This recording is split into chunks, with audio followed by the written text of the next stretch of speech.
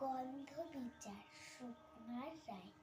সিংহাসনে বসলো রাজা, বাজলো কাসুর ঘণ্টা।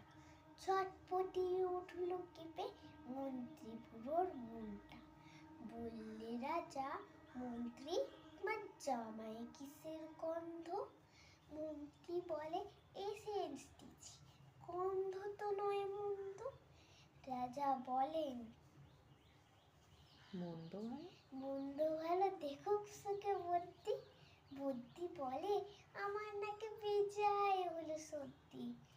রাজা বলেন, বোলাও তবে রাম নারায়ণ পাত্র। পাত্র বলে, নসি নিলাম এক্ষুনি এই মাত্র। নসি দিয়ে বন্ধ জিনা, গন্ধ কোথায় ঢুকবে? রাজা বলেন, কোটাল তবে এসো শুকবে। কোটাল বলে, পান খেয়েছি মশলা তাহে ভরপুর। রাজা বলেন, আসুক তবে শের পালোয়ান ভীম সিং।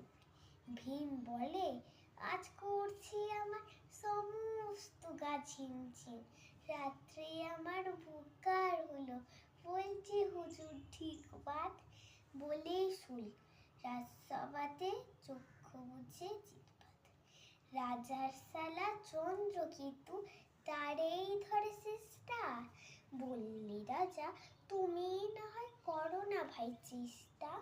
চন্দ্র বলেন, মারতে চাও তো ডাকাও না গো জল্লাদ। গন্ধ শুকে মরতে হবে, এই আবার কি আহ্লাদ। ছিল হাজির বৃদ্ধ নাজির, বয়সটি তার ৯০। ভাবলে মনে, ভয় কেন, একদিন তো মরবই। সাহস করে বললে বুড়ো, মিথ্যে সবাই বকছিস। শুকতে পারি হুকুম পেলে, এবং পেলে বকশিস। রাজা বলে, ১০০০ টাকা ইনাম পাবে সত্য। তাই না শুনে উৎসাহেতে উঠল বুড়োর মত্ত। জামার পরে নাক ঠেকিয়ে শুকলো কত গন্ধ। লইল অটল দেখলো লোকে, বিষয়ে বাঘ বন্ধু। রাজ্যে হলো জয় জয়কার, বাজলো কাসর ঢক্কা।